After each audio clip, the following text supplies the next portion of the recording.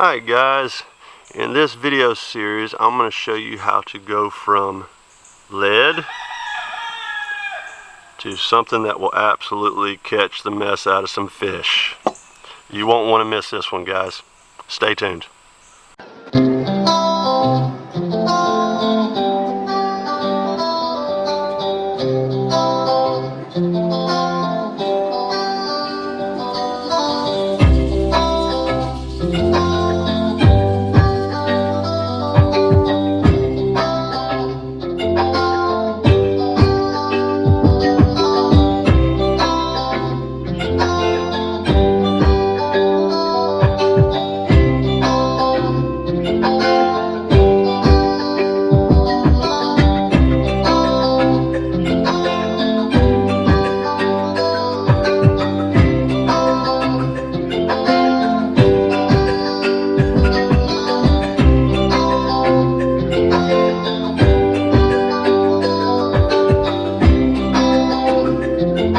Hey, what's going on, guys and gals? My channel is all about the outdoors, and I do so much relating to the outdoors to where I really can't just have a channel that's focused in on just one tiny particular little thing, because getting into the outdoors, being resourceful, doing things for yourself, that covers such a broad array of things.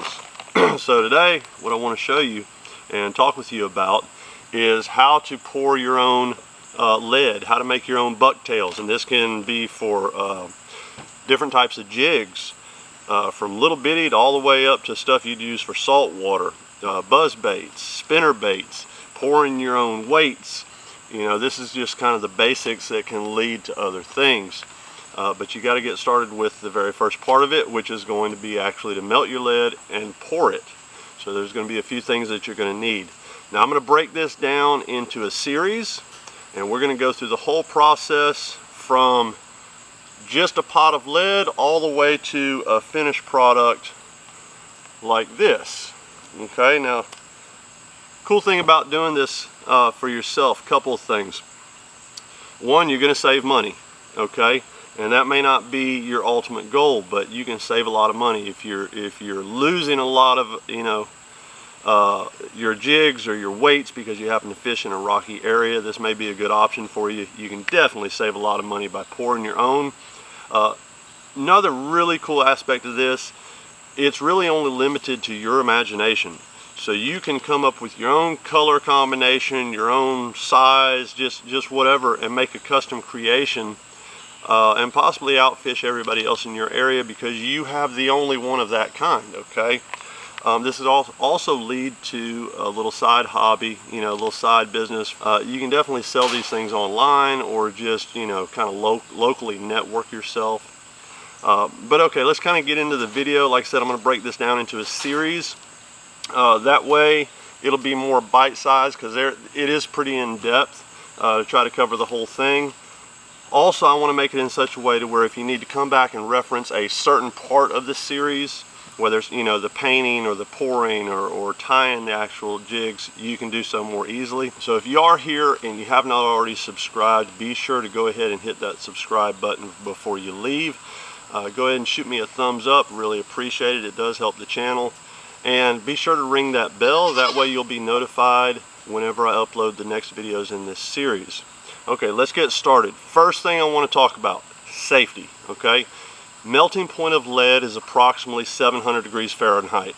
Okay, that is extremely hot, okay? If you accidentally have cold water splash or a cold liquid splash into your hot pot of lead, just think of what happens when you drop cold water into a frying pan filled with grease. It's a lot worse than that though, okay? So you do want to do this with safety in mind. I've got a wood table here that I'm going to work on.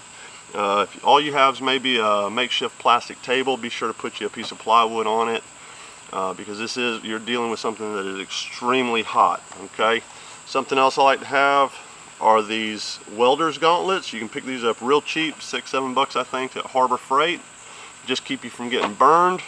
It's also nice to be able to handle your molds with, because as you use these molds, even down on the handles, they start getting really hot. Okay, so what are you going to need? You're going to need some way to actually melt your lead, you're going to need some way to pour your lead. You're going to need a mold of some sort, and like I said, you're going to need your protective gloves, and I like having these sprue cutters. Now once you pour your mold, you're going to have excess lead. These are just really handy to be able to clip off that excess lead flush. It's called a sprue cutter. You can find these from different sources online. You can also find your jigs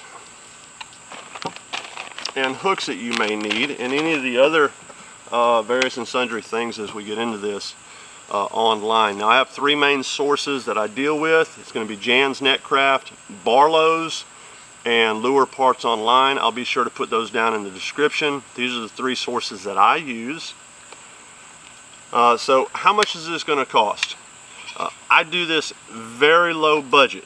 Okay, if you start doing this on a more of a production level, you can you know, increase your investment. Okay, but I do this on a very shoestring budget. I've been doing it like this for a long time. Really don't see any reason to spend any more money on it. So to melt my lead, I just use a little camp propane stove. I've got an old stainless steel pot, and I've just got an inexpensive straining spoon and then a little ladle. Okay, now that's what I use. I've been using it with good success for a long time. Like I said, you may want to invest in something a little bit more, like one of the actual smelting pots. You can set them, dial them in. If you're pouring a 1 ounce lead, you can have it dialed in. When you pull the lever, it's going to drop the right amount of lead for you. You may want to look into that at least later on, but getting into it, this is really all you need. Okay, now as we get into the video, we're going to go through the different steps. Like I said, we're going to do the pouring as one step. We're going to go ahead and do the painting, or what I like to use is a powder coat paint, and then we'll get into actually tying the jig heads up, okay, and then clear coating them, and then it's just getting out there and using them for fishing, which is the end goal. Okay, where to get lead? You can buy lead from sources. You can buy lead ingots. It's not super expensive, but you can also get lead for free.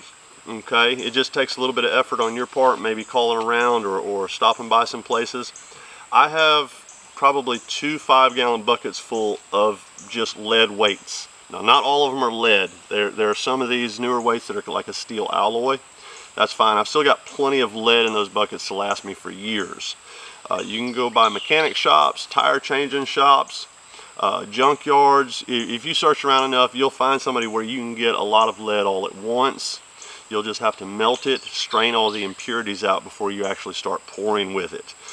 But this is, like I say, my main emphasis is how to do this on a shoestring budget, okay, because this can get very expensive.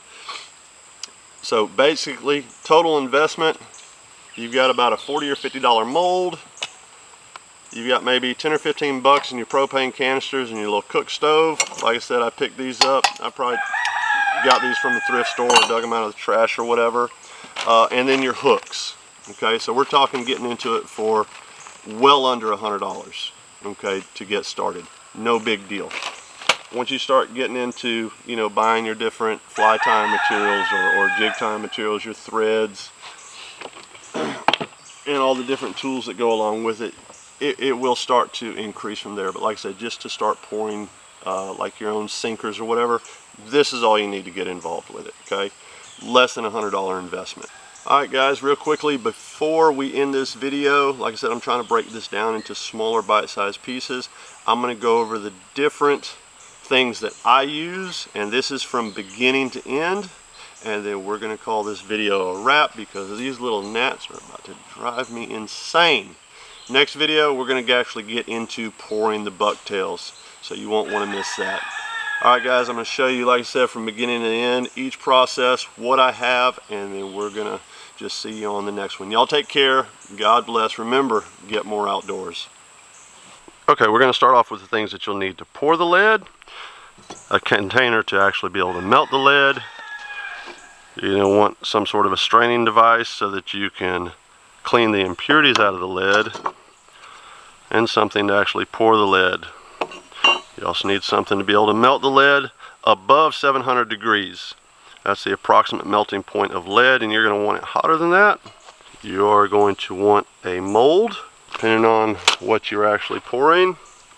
You'll want your hooks laid out and ready for you that fit that mold. I like also having some welder's gauntlets to protect me from any splashes from the lead, and sprue cutters. These are optional. You can use just some regular wire cutters. It's just not going to cut it off quite as flush and clean. Now, once we have our leads poured, we're going to want to be able to color them. Now, I prefer using a powder coat paint. If you're using some basic colors such as red or white, I use a lot of white. You can actually pick those up at a lot better price from Harbor Frieght. It's pretty good powder coat paint. Because I'm going with powder coat, I like using a heat gun to be able to heat up my leads. I have me a pair of hemostats with a little athletic tape on the end so I don't scar up my hooks.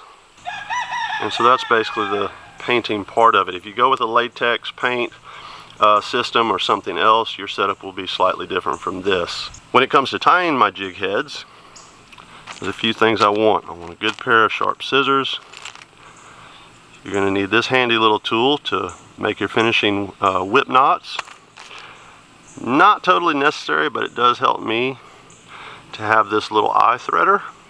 Not very expensive, just a couple dollars.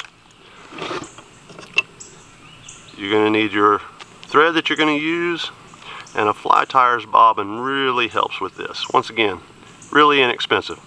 $3-4 worth the investment. Now, when it comes to actually what materials you're going to be tying, that is up to your imagination. I use a lot of bucktails, so I do save my deer tails during the winter whenever I go hunting. You got feathers, marabou flash, then you're going to want some kind of eyes, and once again, that is up to your imagination and what you're willing to pay for. Now, at the very end of this entire process, I do like to go ahead and seal off my jigs. I dip them into a seal coat. Okay, now you're going to get something slightly different if you're using a latex finish. This is for powder paint only. Seal coat, lure, and jig finish. Alright, so those are the basic steps and the basics of what you'll need to get into tying anything or pouring anything anywhere from just lead weights all the way up to making your own bucktail jigs, custom buzzbait, spinnerbait bodies, and so forth. Hope you guys stay with me for this series. Till the next one, you guys take care and God bless. Oh, and another thing, before I forget to mention it, you will want to do this outdoors. As far as the pouring, if you're melting lead or any type of metal for that matter, if you're melting them, they're going to be releasing toxins and vapors. So I know people say do this in a well ventilated place. I'm just going to say I only pour lead and deal with like the powder coat paint outside. Okay, because you don't want to be breathing this stuff. Just want to mention that. Like I said, be safe about it. There's no reason why you can't do this yourself. Just use some common sense and be safe about it.